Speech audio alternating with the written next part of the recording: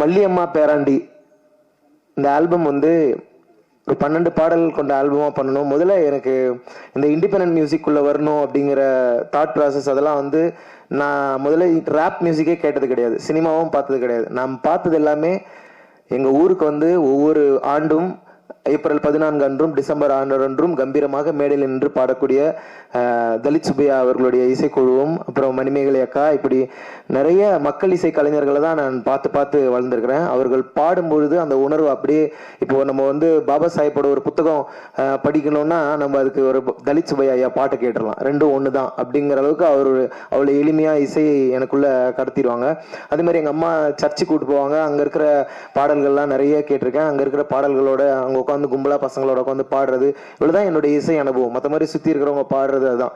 ஆனா இன்னைக்கு வந்து ஒரு இண்டிபெண்டன்ட் மியூசிக் ஸ்பேஸ்